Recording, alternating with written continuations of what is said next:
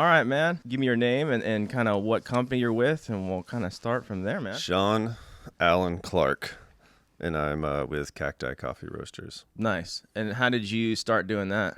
Can we start with the fact that I didn't get much sleep last night? Yeah, fair enough. Are we man. recording? Because then people need to know. I got like maybe 3 hours of sleep last night. Yeah, fair enough, man. I grew up doing construction work. I was good at it, and my family was into it. And then I walked into a coffee house one day in Fort Worth, Texas, where I'm from, downtown Fort Worth. It was called the Houston Street Coffee House. I walked in, and I just felt at home. I felt like this is where I needed to be.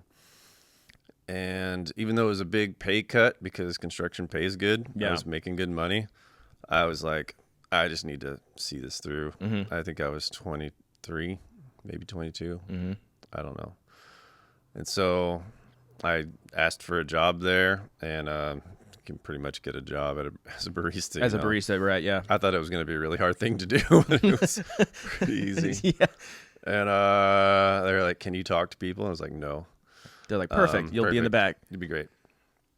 But I don't know what it was. I think it's just interaction with people. And I think I've always been artistic. I've always been that way, to where I have to play music and stuff. I have a band that plays around. I saw that you have a Vox amplifier over there. Yeah, it's over there. Yeah. Yeah. You play? Yeah. What do you play? Guitar. I have a guitar sitting up over there. What kind of genre?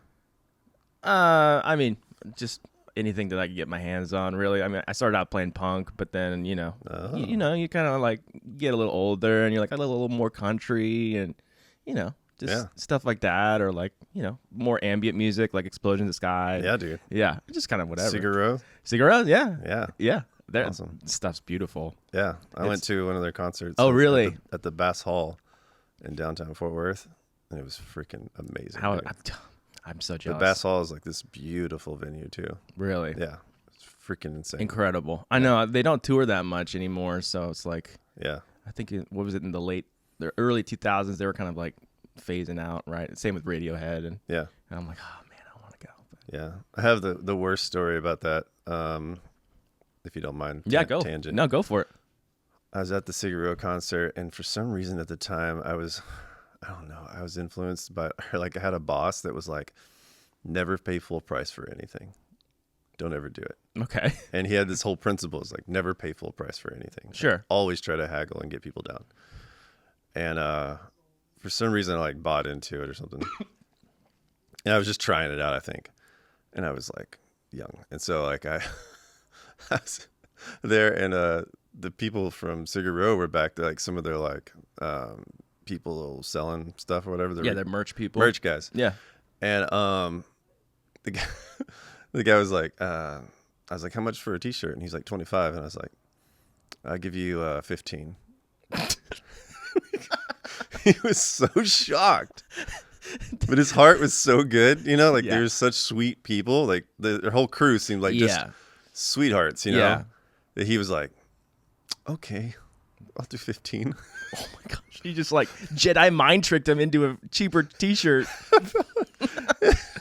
I swear that was the moment that I dropped that whole thing, because I felt so bad for the guy. Yeah. But I'd already like said 15. You got to commit. So I gave him 15. And he's like, yeah, we're good. So horrible. So anyways. That's awesome. That's a great story. I guess so, yeah. Yeah. But I feel like a turd, especially now, like being a small business owner. Like I try to pay over for things. Yeah. If it's a small business. I mean, Cigarros is a little bit of a different story, though. They're probably a big doing enterprise all right. by then, yeah. I think they're doing okay. I think they're doing just fine. Yeah. But still. How was the concert? Of it. It's freaking amazing. It's gotta be so good. Yeah. Yeah. I mean, I don't want to, how do I say this? It was like an experience. It was like a full-on I can see that experience. Yeah.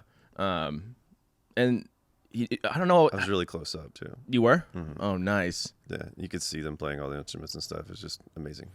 And they have all these crazy instruments too, and they brought all that stuff out, I'm assuming. Yep. They had that pedal little organ thing that they have, where you have to push it to like keep it going. Oh man, that's gotta suck to transport though. Yeah. It's probably like 2,000 years old too. Yeah, it's like, don't break it. Yeah. It's like It's the only one that's ever made. Yeah. You just like, don't break the organ. That's what we need for half our songs anyways, so please don't break it.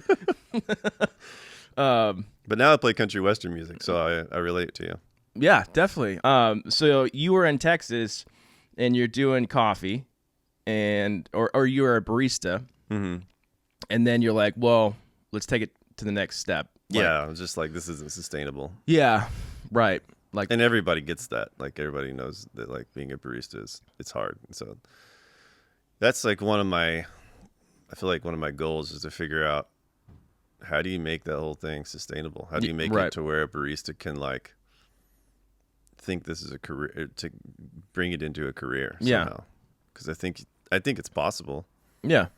It's just you have to have the right business plan for it and everything. Yeah, I've seen a lot of people like do the there's people that do like cappuccino art, they have their whole YouTube thing, and that's what they do, and they go do classes, and I'm like, Yeah.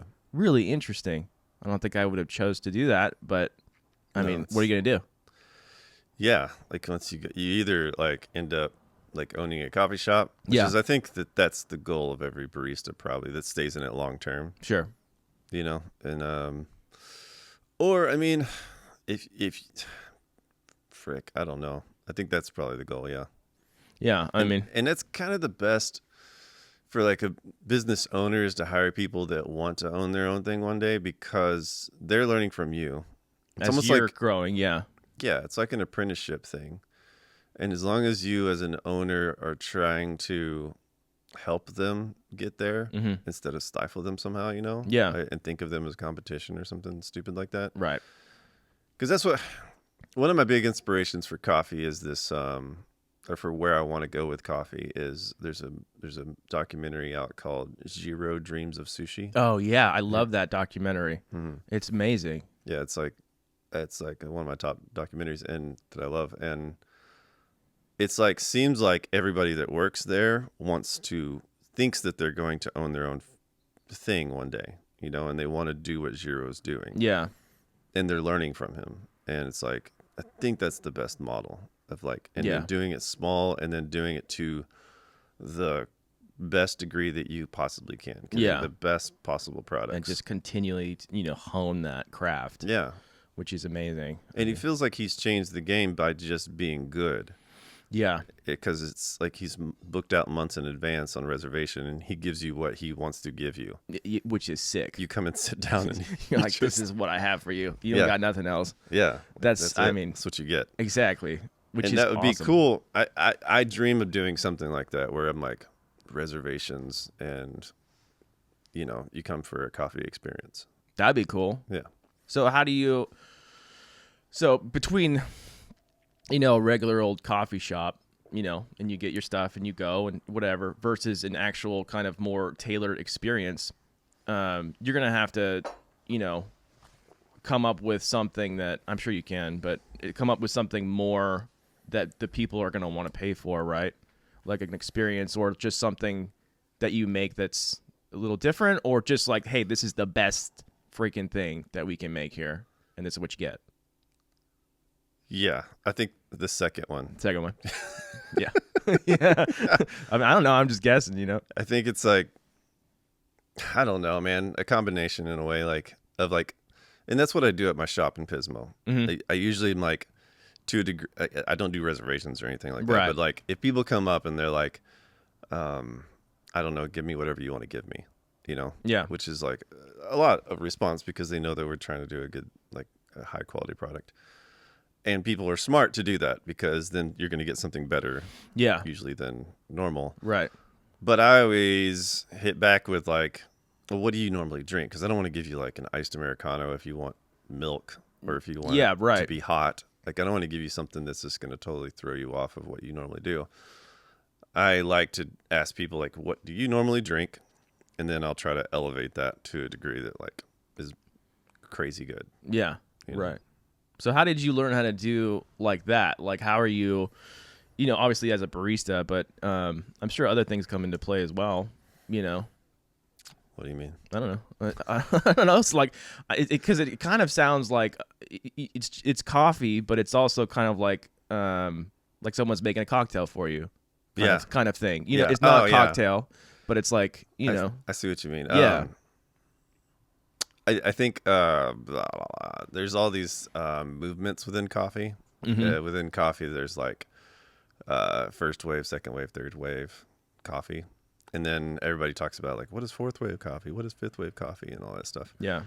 And I think about that too. And it's like, I think it's just stepping it up one level. And to me, it's like third wave coffee it's I think it's stale right now. It's a little stale because it's like you walk into a third wave coffee shop, you kind of know what you're getting, right? Explain third wave coffee because I have no idea what that means to begin with. I would say like Stumptown or okay. you know, places like that, or Blue Bottle. Okay, so like more of like a subscription service too, but also like a brick and mortar a little bit too. Yeah, brick and mortar, but they're all about the coffee. They want you to taste the coffee, right? Yeah. Instead of the syrups. Yeah, totally. So they're all about just. But if you get a cappuccino from one of those places, you know what you're getting. It's just going to be coffee and milk, and it's going to be really good, and they're doing it to the best that they can. Yeah. But how far can we go with that? Like, how many times can you do that before, like, I just know what I'm getting, and that's cool, and it's good. Yeah. You can't, it's hard to step that up, I think. Yeah, okay. And to think about what's next in a way. Mm-hmm. Like, it's a cappuccino. You're getting a cappuccino, or you're getting an Americano, or yeah. just a drip coffee. And yeah, you can get better and better qualities of drip coffee, and that's great. But like, where do we go from there? Is my question. Gotcha. Always, you know, yeah. I'm always asking like, what is happening next with coffee, because it seems stale to me. Yeah. And it seems like Starbucks is having all the fun, or places like that where they're just adding all these flavors and it's right. like mountains of whipped cream. Like, yeah, it's like, you know, people do like that. Yeah. They're like one of the top businesses in the freaking world. Yeah. Fortune 500 company. For a reason. yeah. Because people like it. And so it's like, you can't discount that and be like, oh, elitist, and be like, oh, it's because people don't, you know, like good coffee or whatever. Right.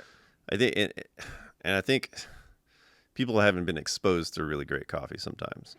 True. Yeah. So definitely. So third wave coffee is still, I think, on a rise.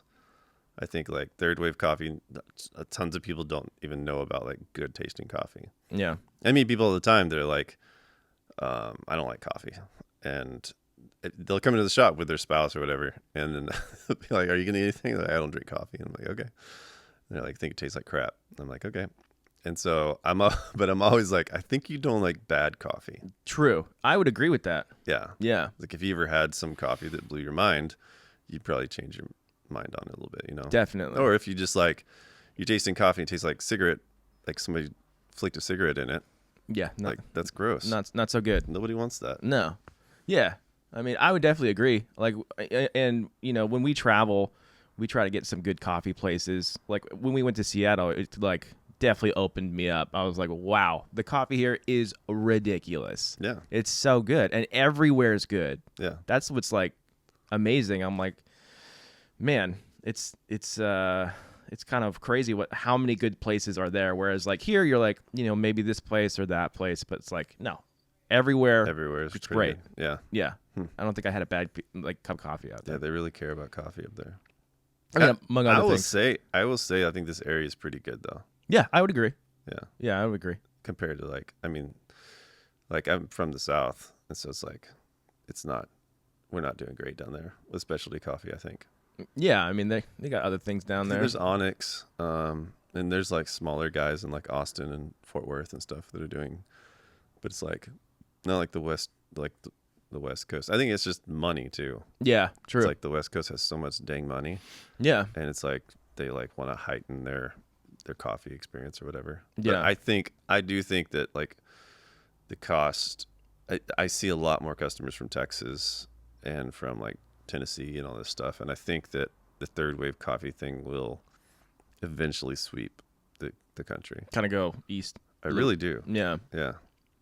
It's not like they don't like good stuff. It's just like it's been so expensive, but now that it's getting a bigger market and it's getting bigger, the cost of it won't seem so bad.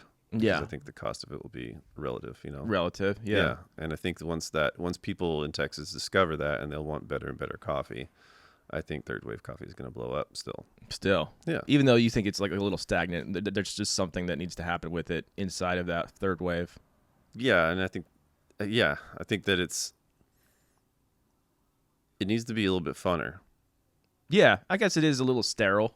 And it comes across as elitist and like a little bit. Yeah, like, and that's one of the big things with like my company is like I don't ever want to come across as like I know, or not that I know more, because I do know more. You're like, but I've been in it for 20 years, expert. So I know a lot. But I don't want to come across as like a turd, Like, yeah, totally. All these coffee guys that come across as like better than you or something. A little bit, yeah. Like you don't want to do that. No, yeah. I've asked a few other people, and I haven't heard back. So you're the first one that's yes. Because I'm desperate. You're not desperate at all, kidding. man. I'm kidding. You're doing great. What are you talking about? I'm doing fine. Yeah. So you moved. I mean, obviously, you moved from Texas to here. What brought you here? I always ask people, do you want the real answer or do you want like a fake happy answer? No, I want the real answer. You want the real? Yeah. I mean, I don't know what the answer is going to be, but yeah, I mean, you could shock me. No, I just because I mean, like I could just answer it and have a great little nice little interview, or I can make it awkward. No, I don't. I mean, okay, it's not too awkward, but I strongly believe in God. Okay. I strongly believe in Jesus Christ. It's not awkward. As my Lord and Savior, right? Yeah. So, I mean, it gets awkward for some people. No. I grew up Catholic, so it's all good, man. Good. I'll see you in heaven, brother. Exactly. Just kidding. No, but like, I strongly believe in God, and He directed my paths out here. It was a very strong calling to come to California. Nice. From Texas, because like a lot of people don't do that. Like come from Texas to California. I guess some people do. No, they don't. It's the opposite way. Okay, all right. Yeah, yeah, and that's what everybody says to me. It's like the opposite way. But I don't want to overgeneralize it. But like, all my family was just like, "What are you doing?" And I just felt called. Nice. Out here. So, but had you been here before? Yeah, I think I'd traveled through or something once or twice, or just once. And but I'd never been to this area before, and so it was just a weird, strange. It was a calling, and then to come to California at least. Yeah. And then I met somebody at a birthday party randomly that said they were coming out here to start a coffee shop, and they were like talking about needing like help, and so I actually like It's like, are you really going? Is it, and they're like, yeah, I'm going to go to college, or I went to college there and I'm going to go back and try to start coffee, something, And so I was like, well, if you go, I'll totally go. Nice. And help you out or whatever. And then they came out here, and then they were out here for a few months, and then they got me a job out here. And I was like, done. Yeah.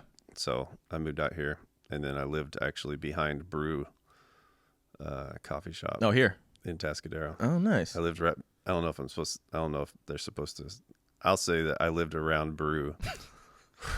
What's it? I mean, I don't think it matters, right? I don't know. I don't want to get me in trouble. No one's getting in trouble. But like I lived in like that back little office area. Oh, okay, yeah. That little shed. It has AC and stuff. It's nice. Fine. That's what you need though here. Yeah. Yeah. It's like AC in a bathroom. That's all I needed. And then I like lived there because I didn't know. You don't know anybody. I don't know anybody. It was hard to find housing, and they're like, "You just stay there." So nice. I stayed there until I got another spot in Slow, I think. Yeah, and then and I was like the coffee training to be the coffee manager there for a while. Yeah. But so you knew the guy that was starting that, or just someone that was? There's a lady that started it, Diane something. I'm sorry, Diane. I forgot your name. Nice. Your last name. She's really sweet. I think she sold it a few years back. Okay. Yeah. Cool. Yeah, that's a good little coffee spot over there. Yeah. So you started doing that, and so you're kind of learning the business there, but you're kind of like, hey, I kind of want to do my own thing eventually, right? Yeah, I mean, but I'd been in coffee for 10 years before that. Gotcha. So I'd already learned a bit. I was like overqualified probably. And I was like already wanting to do my own thing. Yeah. Yeah. Cool. So I was like trying to just see what I could get from that, Yeah. And then, so get from it. I don't know. I was just trying to work there to kind of get to know the area too. And then, totally, definitely. So they were working here, and then you're like, okay, let's do the next step. So how do you go from that to, where you're at now? Okay. So I was like, always keeping an ear to the ground of like, what's the best place around to like serve coffee or to work at? Yeah. And I looked around and went to all these different places, and there was Bellamundo. Remember that little spot right next to Boo Boo Records? Okay. Yep. There's like a little hole in the wall. Yeah. But they were doing a killer job. They were serving Equator coffee, which is like a good coffee, and they hired me, and I worked for them, and they were really, really awesome as far as quality. And then I was, the whole time they were talking about doing like a coffee roastery. Mm-hmm. And I was like, if you do that, I want to be the guy. Like I want to like learn from you or whoever's doing it. Yeah. I want to learn how to roast coffee. It was like kind of going to the next step in of coffee and like trying to learn as much as I could about coffee. And so I was bugging them about all that, and I was going by Kreuzberg one day, and they were putting in a P12 Probot. They had it outside. I saw it like outside before they put it in. Mm-hmm. And I was like stoked. So I went in there and I bugged them, and I even talked to Bellamundo about it, and I was like, hey, I want to roast coffee. That's all I want to do. Yeah. I was studying it behind the scenes. And so me and my friend Lance built our own coffee machine. Really?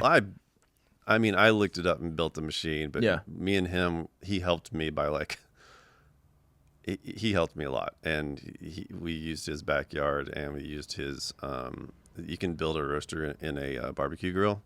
Oh, really? Mm-hmm. And so what you do is you get mesh wire from like Home Depot or something. Yeah.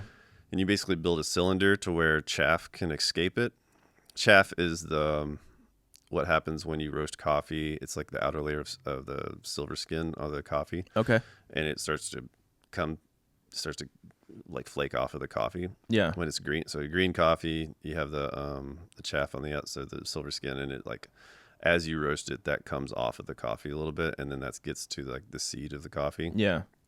And so when you're building the roaster, you have to build it with a mesh screen on it to where that can escape. Otherwise, you like have a fire or something, I see. And and it gets all mixed into the beans too, and you don't want that. So you want it to escape. So you do that, and then we found out that if you do a ice cream, the old school ice cream makers, They're like the mixers, right? Yeah. Yeah. They have like the perfect torque and the perfect rounds per second to roast coffee with. Oh, interesting. Yeah, and so they actually have the right, like if you have the spit on the like if you in a barbecue grill, like the spit on there. It fits exactly right onto really? the ice cream machine. Yeah, like motor. It's like a little square, Yeah. And so it fits right on there, and then you just rig it up, and then and we had it rigged to where it would like pour out the side of it. It was a wild. I should have brought it with me, but it's a wild little machine, and basically once you come to you preheat everything, and once you come to crack, you get gloves on, and you lift it out of there, and then you pour it into a bucket. But you have to have a colander. It's like a cooling tray for a roaster. Yeah. You have like a colander, a big aluminum colander, and you put it on top of a bucket, and then you make a hole at the bottom of the bucket, and you put a shop vac down there to where it's sucking air through the colander, and then you dump all your beans in there, and it cools it down really quick, and then you stir it around with like a wooden spoon or something. Got it. So that's how I started. That's awesome, dude. By building my whole little thing. And that's how I was learning it, which I always like encourage anybody who's like wanting to get into coffee roasting, like build your own machine, because you learn so much. Yeah. Because you understand it better than like some dude that's coming in on a commercial machine, getting trained on a commercial machine. Right. They just understand you put the beans in there, the chaff comes out this other section, and why does it do all that though? You know, why do you need to preheat? Why do you need to do all the things? Definitely. And so it's like when you're building your own roaster, you understand why. It was like, oh yeah, this is why this has to happen this way. Yeah. Yeah. Well, I've seen people like just roast on like a pan, right? Is that not? Yeah. You could do that too, right? You can totally do that. Yeah. Yeah, and you can kind of understand it from there too.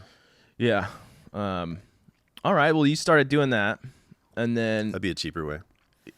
well, at least to get started, to right? get started. Yeah, we were doing we were doing 4 pounds at a time. Yeah. We started with a 1 pound roaster. It broke a bunch of times, and then got up to a 2 pound roaster, I think. And then we built the 4 pound, which was like 3.0, and it worked really good.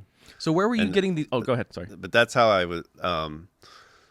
That's how I was able to come to Cruiseberg and be like, "Hey, I'm roasting my own coffee. I built my own coffee roasting machine. Yeah. Here's the coffee I'm roasting. Taste it, and I can prove myself to you and make sure that I want to be your roaster guy." And so that's how I basically I think I came in every day and bugged them every single day, and brought them more coffee every day because I think they were so tired of me being there. I would just hang out there for hours, being like, "I'm gonna get this job."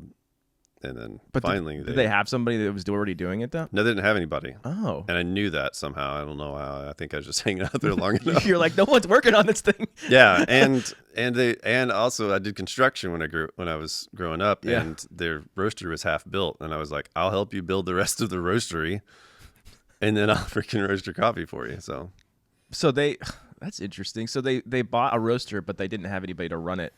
No, I think they thought they were going to do it, or like, I don't know, or they were going to try to hire like a hot shot from LA or something. Yeah. I don't know. Yeah. But it's better that you did it. I think so. Yeah, totally. It helped me out. So you're bugging them every day, which is hilarious, which is great. Yeah. Which is awesome. And then so let's back up. Where are you getting the beans from? Like, where are you getting the unroasted beans from originally? Yeah, so there's a home roaster community out there that you can just like get on forums and all this stuff. Oh yeah? Yeah, and then like and that's where I was getting it from. And then some of it I was buying from like local places. I was just, if I had to buy more, like a lot more, because we were roasting 4 pounds at a time. That's hard to buy online because usually they sell you like a pound at a time for really expensive. Right. Sometimes compared to like if you buy it in bulk. And a bigger coffee roaster is buying it in bulk. And so they're going to be willing to sell it to you for a little bit less price. Gotcha. So I think that we were buying it from like local guys. I can't remember who. But yeah. So I was doing that, and then I don't know what I was talking about. No, you just I just asked where you were getting the beans from, and you're like, I'm getting them from online and stuff. I was going with that as Sweet Maria's. Oh, okay. Is the place to go. If you're thinking about like doing it on a pan or something, or like, I think the best way to start is an air popper. I did that too at first, just to try to learn it. If you have a popcorn popper, the old school ones, that spin around, right? Not the ones that you like crank. You can do it on those too, like the crank ones on the stove. You can do those, but it's not as good. You want an air popper, and you have to watch out. They can like melt and stuff. If I you're would doing think coffee in so. them. Yeah, like the top little cover thing. Yep. The big ugly, we had those, ugly yellow. I had those growing up, so I know exactly what you're talking about. Yeah. Yeah. But they'll melt because they're not really supposed to be doing coffee in there. No, they're not. Yeah. But what you do is, if you're interested at home, if you have an air popper, get some green coffee beans, come by the Pismo shop. I'll supply you with some green coffee beans if you want. You put it in there until you turn your machine on, and you start pouring green coffee into the air popper. Yeah. And it's just a little hole, right? Little container like this big, where it's popping the popcorn. You put it in there until it slowly starts moving around. The coffee will slowly move around. You want to stop right there. You don't want it to stop moving around. You want it to slowly just move around. And when it gets to that point, you just let it sit in there until it starts cracking. It'll start popping like popcorn. Oh, really? Yeah. But it's called crack. And it starts cracking, and then you can decide what roast level you want from there. Okay. But if you're thinking about doing it in an air popper. So, okay. So let me take me through that. So you got to you said to take the skin off first, but then you're also roasting it again? No. So, okay. In the process of it roasting, the skin comes off. Got it. Sorry. Okay. No, yeah, I just want to clarify. Yeah, and then you'll see it like the the little like yellow thing, like the skin will start blowing up out of there. Yeah. And then blowing all over your backyard or wherever you're doing it, you know. Okay. So it's messy. And then how do you so you could determine the roast level, right? Yeah. After that. So is that just further taking it into the roast, and that's like dark, or and medium's kind of in the middle, or how do you Yeah. Like after first crack. Yeah. You don't want to drink coffee that hasn't come to a crack yet. Like it's going to taste really green and like hay or something. Okay. You know, Yeah. if you've ever had like a super light roast coffee, Yeah. and it tastes kind of like hay, it's because they took it just a first crack and then they drop it right then. Like right after first, or it's cracking as it's going into the cooling tray, you know? Yeah. And so it's like it has kind of an herbal taste to it and kind of a hay taste. And that was like very kind of popular a few years back in Portland, where they were just doing insanely light roasts. And everybody was like super into it. I just never really, I like things that taste good, and it didn't taste good to me. Right. It just tasted too, like too green or something. yeah, too green.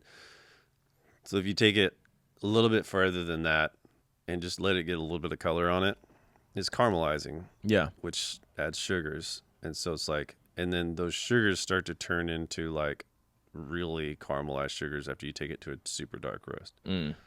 And I always try to describe coffee when I'm talking about roast levels is like, to make it relatable to people, is like steak.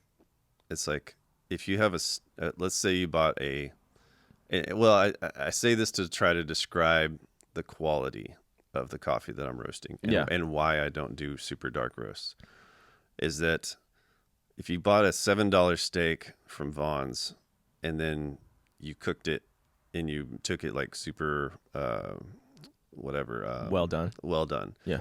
And then you put some A1 sauce on it, nobody's going to really be mad at you. Right. They're going to be like, whatever, It's a dude. steak. Yeah. It's a steak. Okay. But if you went to like AG and went to the butcher's market and you bought like a $30 to $50 steak and then you burned that, or you took it to like well done. Yeah. And then you put A1 sauce on it, someone's going to slap you. Yeah, someone's going to be mad. They should slap you. Yeah. I would agree. But you've taken something that costs so much money and you made it probably taste the same as the $7 Vaughn's steak. Yeah. Because it's the same thing now. You're tasting the grill. Mm-hmm. You're not tasting the steak and what it has to offer. Yeah. Like take that thing to medium. At least don't take it past medium. Yeah. You know? Right. Like, and if you want to taste a little bit of the grill, sear it better or something. Like Yeah. But don't put A1 sauce on it if it's a good steak. Totally. Yeah. But people don't feel that way about coffee. They're just like, burn it. I don't care. I want it to be strong. I don't even think I know it one way or another, but But if you have that's a good quality comparison. it's a good comparison. Yeah. So it's like you have a high quality coffee. Yeah. Why am I going to take it to a dark roast? Like why? Because it's going to taste the same as a low quality coffee. Gotcha. To me, because you're tasting the roaster now. You're tasting the roast of the coffee. It's going to just be dark. And that's fine. And that's people's taste preference. But I just personally just don't take it to a dark degree.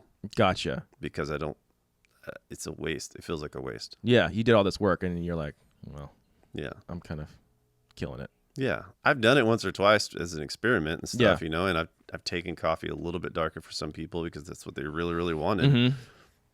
But I'm like, I think it's a waste of good quality product. So you're like kind of in the medium to medium dark range. And I'll do light on some stuff. I try not to force it into anything. I try to like taste it everywhere along the roast. Mm-hmm. So you can do this by several ways. You can sample roast, or you can like pull coffee out as it's because there's a little thing called a trier, and you turn it in the roaster and you can like pull it out and look at the coffee. Oh, I've seen that. Yeah. And you can pull it out at certain degrees and be like, okay, this is light, and then put it away and make enough to make a pour over, and then pull it out at medium roast, pull it out at darker roast. And then so you can like do a whole roast and try it at different degrees, mm-hmm. and then be like, oh man, it's tasted really good light. Mm-hmm. It's pulling out everything that I wanted to pull out in it. And so I try to make the coffee taste the way that it tastes best itself. Yeah. With my taste buds. Right. Yeah. Fair Does that make enough. sense? Yeah. Instead of trying to force it into a roast and be like, this is a Columbia, it's going to be a medium roast. Yeah, that makes sense. Yeah. So do those roasts, like degrees of roast, do those rise in like as you hit a certain temperature, or is it just by like what the outside visual looks like? It's both. Both? Yeah, but it's like it's weird. It's like any other industry, I guess. I don't know if it's like any other industry where it's like all machines have different temperatures, it seems like. Yeah, they have their own quirks and stuff, right? Yeah, so it's really by taste. Okay. You really can't figure it out until you taste it. Yeah. So it's a lot of trial and error. So then that would mean that you would have to consistently get the same beans then, or no? So you're like, oh, you can't. I mean, even the cheaper beans and like Starbucks and everybody, like, you can't really. It's a agricultural product, you know. It's like tomatoes. It's like you're not going to have the same exact tomatoes. You can get pretty close. Get close, right?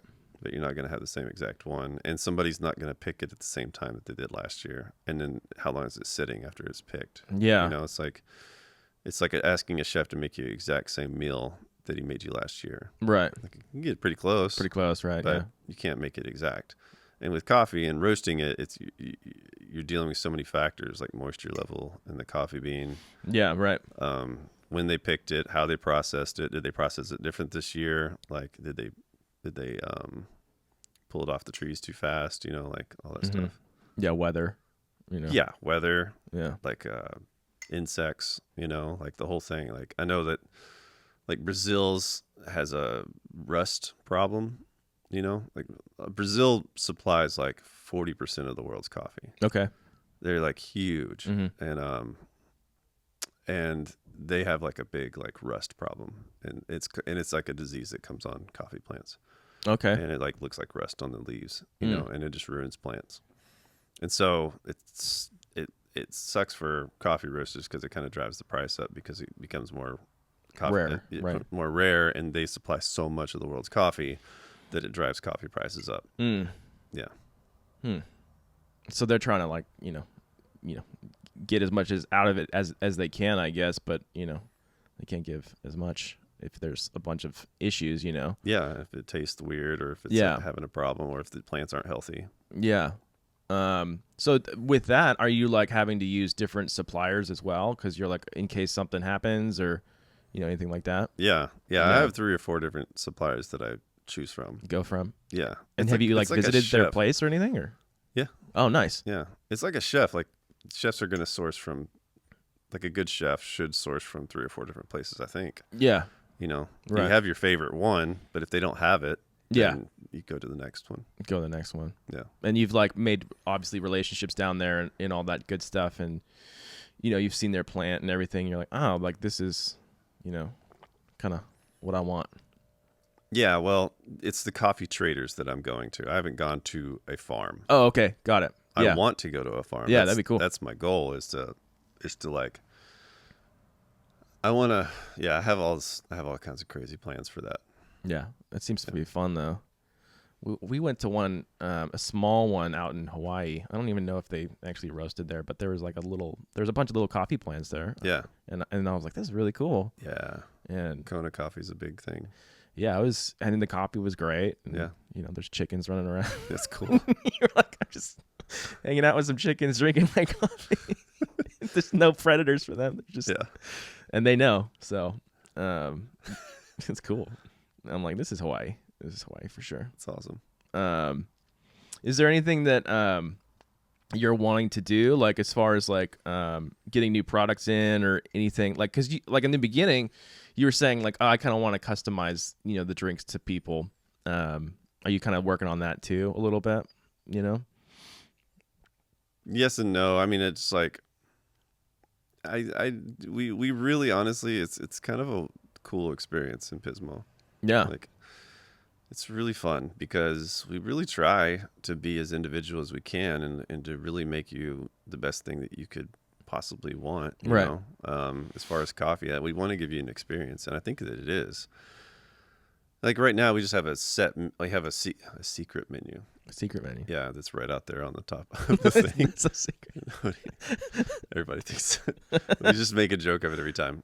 But it's basically like there's things on there that are wild. Like one of the things is I'm doing a cappuccino brulee, or I make this a standard. And this is what I was talking about with like third wave coffee. It's like, if you start stepping outside of these boundaries, third wave coffee people, they start being like, hey, what are you doing?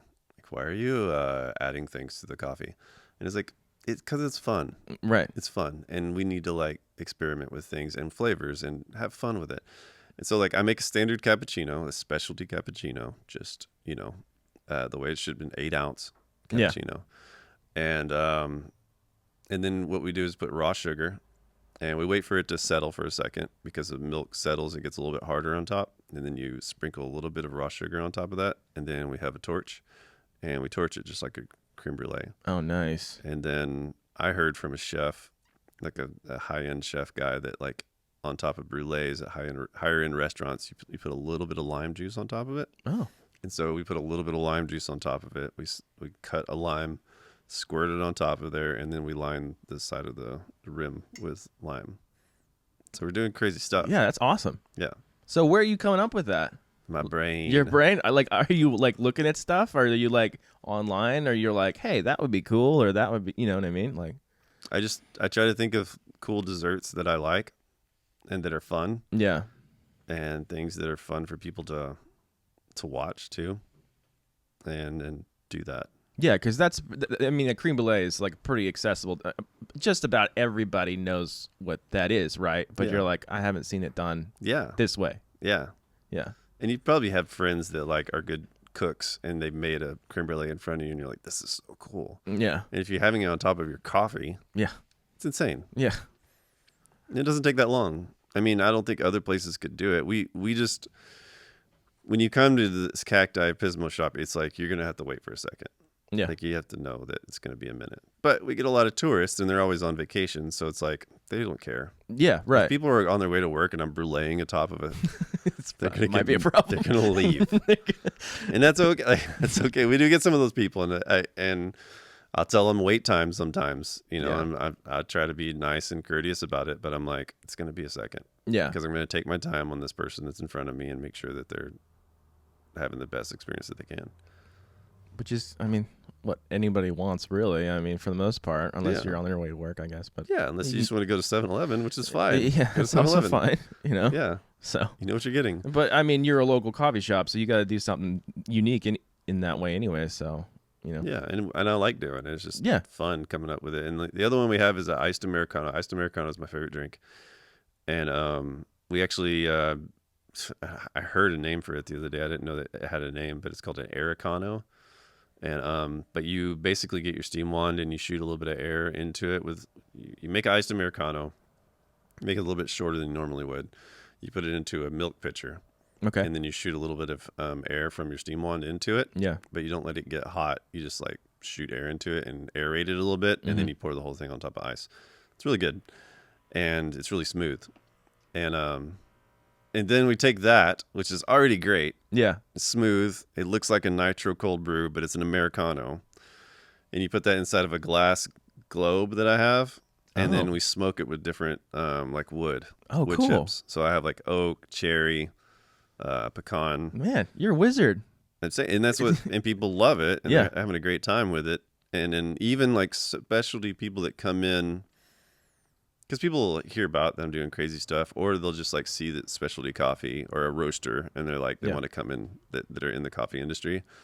And I almost have to kind of like, I feel like I have to like convince them that it's okay to do something to like do that. something fun with your coffee. Yeah. And I'm not ruining it. No. I'm having fun with it, and it adds a flavor to it. I'm still featuring the coffee, and I want to feature the coffee because I roasted it. Yeah. I want you to taste the coffee. But I can add like a little higher experience to it. That's cool, man. I gotta come by, man. That sounds awesome. Come by, dude. I'll give you a free drink. I know. I need to come by. So are you constantly like thinking about stuff like that? You gotta be then, right? Yeah. Like as far as like both those two drinks, like you gotta have something always kind of in the back, kind of going. Luckily, my brain just won't shut off. It's kind of like how I am, man. I'm like, what's the next thing? What's the next thing? Yeah. You know, And how that's am I what going I'm to do thinking that? about. Like that's the third wave coffee thing. I'm thinking, what's fourth wave? What's fifth wave? Where is it going? Yeah, but what does that mean for your company too? You know, you're like, Mhm. how am I going to execute that when it comes to, Yeah. right? Yeah. You know, what's the difference between like, you know, what you're doing in Pismo and in kind of the other places, like especially like the California, you know, coffee culture versus, you know, the kind of other areas that you've kind of noticed? I don't know, how is it any different that you've experienced? I mean, you were from Texas. Oh yeah. You said it's a little different out there, but also, you know, we are a little different than, you know, Seattle or Portland. Yeah. You know, we're like, I mean, we have good coffee here for sure, I think so. but it's a little different, you know. I mean, even San Francisco, like that's where the Blue Bottle is. Mhm. So Yeah, they have good coffee in San Francisco. yeah, they do. In LA too. But how would you say, like, what would you put this like area as like different, or if is there a difference?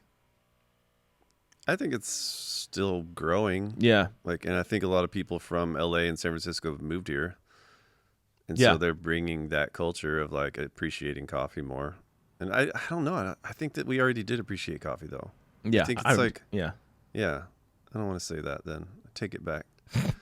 I don't know. I think that this area is just different for some. I think it's college too, big college town. yeah. Like, I don't know, man. It's just for some odd reason we are all just like specialty coffee just started competing here and getting better and better. Yeah, and there's better. a ton of places here, especially in San Luis. Yeah, And like when Scott came in, a lot of people were like all flustered by it and being like, "Oh, this big wig's coming in. They're from this other company, you know." And Mhm. and I just didn't see it. That I thought it was like great. Like we're gonna like up our game. Everybody's gonna have to up their game, Yeah, and we're gonna have to compete and try to be better than everybody else. You know? Yeah. And I think that's what's happened. And I think Scott's done a lot of good stuff for us. For the yeah. whole community. They're doing actually. good. Kreuzberg's been there for forever, Yeah, Kreuzberg's doing good You know. for everybody. Yeah. and you know, like we have like the little OGs like Linnea's and you know like Yeah. stuff like that, and that stuff's also good. You I'm know? super proud of Linnea's for just hanging in there for as long as they have. Yeah. It's like it's a dinosaur as far as coffee shops go. Yeah, but I mean, it's solid, Dude, coffee shops live like 5 years max. really. Yeah, like on average, I would say. Yeah, Not max, but like they don't live that long. Yeah. Like people give up on them. It's a passion product. Yeah. Project. Blech. And so I think Linnea's staying in there for like 30 years. I don't know. yeah. I mean, they've been 35 there years? forever. Great. And I'm it's so still proud of cool. them. Like I just like the old feel of it in there too. You know. Me and my wife were talking about it last night. It's just like, you know what you're getting Yeah. when you go there. Yeah. And the old feel of it, and it's like, yeah, I love it. There's art and all Yeah. kinds of stuff going on, and The good, the bad, I love it. I mean, it's much nicer now there than it used to be. Yeah, but I think that's with Scout going down the street. True. They're right there next to them. Yeah. I mean, but I don't know if you were here, but there was like the brew was right across the street. Slow Brew. Yeah. Oh God, I love that. Yeah, no, it was like where I go at all my punk shows, but like, you know, it brought in those kinds of people, you Yeah, know, and, yeah. you know, people puking in the alleys and pissing and, you know, all that fun stuff. Yeah. And then it's like Just nice the and best, clean now. Just the best time ever. Exactly. You're like, there's a bubblegum alley right here. I know, gross. Yeah, it's nasty. So nasty. But yeah, I saw a video of somebody licking it the other day. Oh, I would not recommend that. That's been there forever. It's so gross. But yeah, that street did not look like as it is now. Like it was more like, you know, a little more rundown, Yeah, which it was better. I would agree. I mean, I like the brew. I wish the brew was still there. Me too. Like I missed going to all my punk shows and Yeah. you know getting crazy. But all right, man. Anything else you want to add before we kind of wrap this up, or you know, anything else you want to add, or you know, kind of what cool stuff you're doing? Are you having any events coming up or anything like that? Or I play music. yeah, Yeah. are you playing anywhere? I have a band called the Sean Clark Family Band, Okay. and we play around a lot. And so I'm doing that this Saturday. Where you Tomorrow. Playing it? Where you playing it? I don't know when you're putting this out. In a couple weeks, but Then I think I'm doing. Hold on. I think I'm doing farmers market playing farmers market on the 7th of November. Yeah, and then we're trying to nail down some bands to play. We're trying to do like a spaghetti western night on the 22nd. Are you guys playing movies and stuff too along with it, or just the That's theme? a great idea. Yeah. Oh man, and I just got this cool projector. I just got too. That's a great idea. You're a genius. I'm not a genius, but that's just the first thing I thought of. I was like Quentin Tarantino's spaghetti western. That's a great idea. No, it's just bands, and then we're gonna serve Italian food. That works too. Like country western bands. I think like kind of westerny night. Yeah. Where's that at? I think it's at the Kreuzberg downtown. Okay. I think that's where we're doing it. Nice. Yeah. Nice. Have you played at what is it? Dark Nectar's always has like hardcore shows and stuff here. No, I haven't played there. I'm not very hardcore. Yeah, I know, but that doesn't mean that. I love Tyler though. I love that he's doing that. Yeah, I always see them. They're always partying out there. I'm like, that sounds fun. Yeah, that's fun. I would like to add that I was working for Kreuzberg for a while, and that's when I left and started doing my own company 6 years ago. So I've been doing roasting for myself for 6 years. Yeah. I just wanted to follow up on that conversation from where I was to where I'm going. No, you're good. And so you're in Pismo. You have a brick and mortar in Pismo. Yeah. But you also have I serve a bunch of coffee shops. Oh, you do? Okay. Yeah. So that's my main business, is that I'm a wholesaler. Okay. And I wholesale to like a bunch of different coffee shops. One's like Sally Lou. I serve Sally Lou's. Oh, nice. I serve Tribe Coffee House in AG. Okay.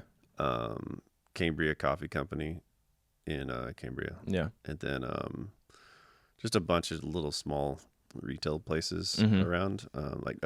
Bread Bike, I serve them. But yeah, just a ton of you'll find me at a Slow General Store, Kitchen and Vine. Now I have to remember them all. I'm just gonna run through the list. Sally Lou's, Tribe, Kitchen and Vine, Proof and Gather downtown Slow, and in Tin City, because they have 2 locations now. Bread Bike, Slow Classical School, that's Slow Classical Academy, and serve them.